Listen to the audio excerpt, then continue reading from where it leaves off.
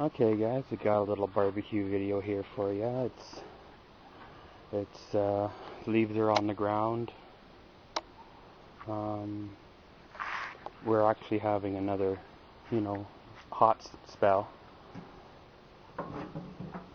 So we'll flip the lid up and we'll light the old barbecue.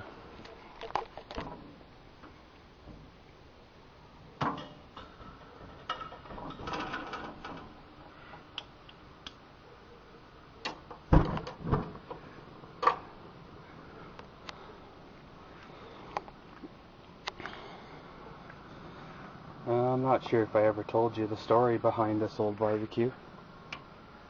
I had an ad out looking for a barbecue, right? Something that, whatever needed work, or, the one that I had was old. I had it for like, 4 years or whatever it was before then, and it was probably, 4 years older than that. The one that I picked up that I was using, I had to make my own, heat grate for it, the grate right above the burner. So what I did is I took out that old deflector plate, the one that rusts out all the time, and made my own grate and put the old rocks back in it. Well, it was getting kind of tired because, well, it was used and used and used, and you know how it goes, you never clean them like you should. So I had an old ad out looking for barbecue, thinking I'd get something similar. Well, I had somebody respond saying, hey, I've got a barbecue, it doesn't work though. Yeah, if you make a donation to the MS Walk, you can have it, and I was thinking, well, let's go have a look at it. And I come across this one. It's a 64,000 BTU barbecue. It's a big barbecue. It's propane as well as natural gas. You can put a conversion to it if you want to. So I paid her what I had in the pocket, which was like $16, because, before payday you're kind of short. What it needed was a regulator. So I had a regulator sitting around, and when I went to go throw it on there, which was the same problem they found, when I went to go throw it on there, it had a 3/8 fitting and the hose had a 1/2 inch.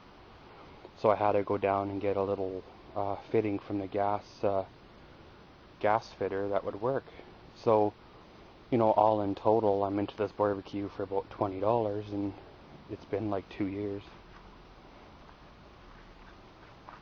So, in comparison, the same barbecue or one similar downtown is like, almost $500.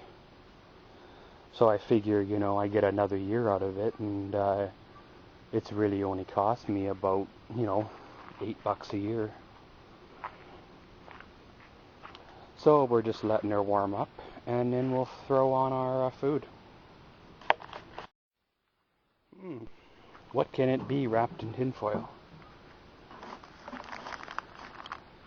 So we'll drop those on the burner. And what we've done is we've wrapped little potatoes. We cut up potatoes, wrapped them, and mushrooms, and looks like onions. Wrap them in tinfoil. We let them cook for a bit, and then what we'll do is we'll put them up on the second burner, the second warmer here.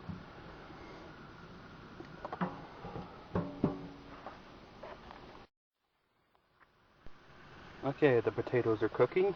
I'm not sure if you can hear it, but I can hear them sizzling. So we'll open them up, give them a test to make sure to see if they're cooked. The knife slides right in nice, then they're cooked. If they're not, then they need a little more time.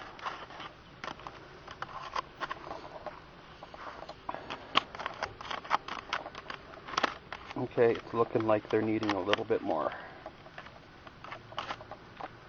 So we'll let them cook for a little while longer, and then we'll probably move them up to the top burner, or top warmer. Right now We're cooking at about 300 degrees. About 150 or so Celsius. That was Fahrenheit. So we'll let her warm up again. That was with the lid open. You can see the temperatures climbing. So we'll go back in there and we'll let her cook for a bit.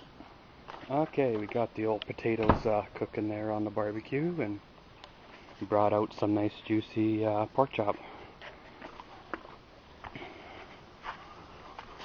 Okay, so of course I've moved them up to the second heat tray there, and then what we'll do is we'll throw on the old pork chops.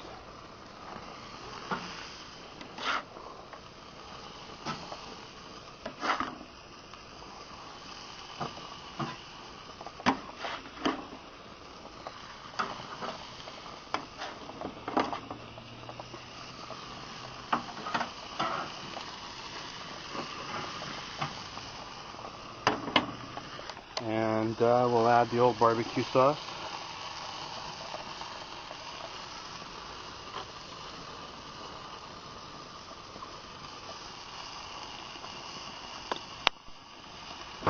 And like every barbecue I've ever used, it has its hot zone as well as its cool area, where the heat's not quite, perfectly even. But once you get to know your barbecue, it's really not that hard. This corner here is of course the hot zone. And as you get further away from the propane tank, it gets cooler. So really all you do is you just keep flipping and rotating. You put these ones here down the other end and make that one there come up to here. And then everything cooks, okay.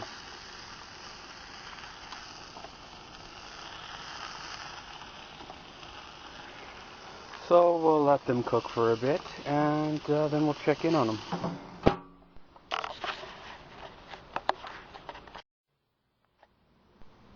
Okay, so we're cooking at about, I'd call that about 200 Celsius or 400 Fahrenheit. We'll flip up the lid, and we'll give them a little flip.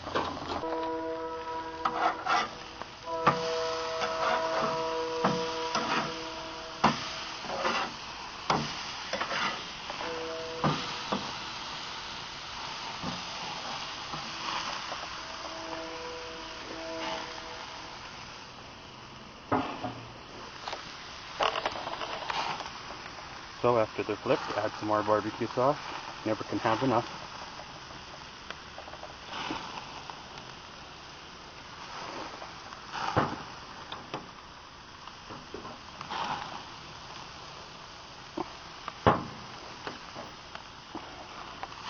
And we'll close up the lid again and let them cook for a little longer. And yeah, we only lost about 25 degrees on our little temperature thingy there.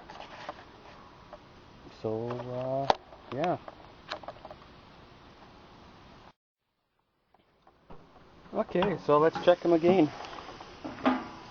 Looks like they're coming along fairly decent.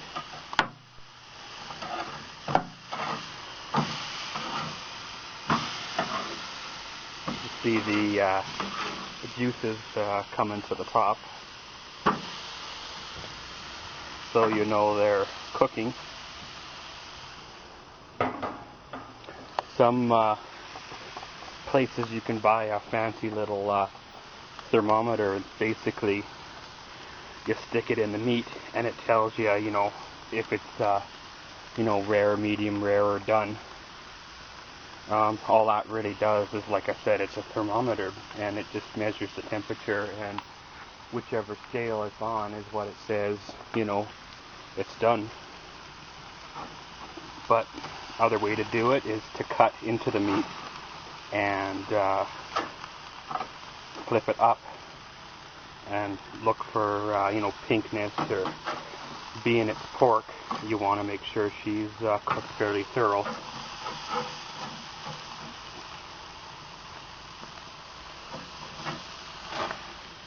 The only drawback about cutting into it is you do lose some of the juices, because of course you're cutting into it, right?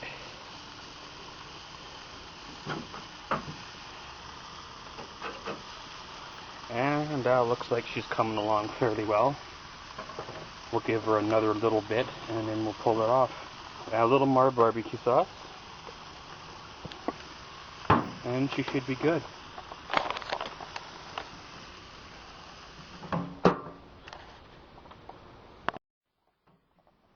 Okay, back out here again. Time to take these off.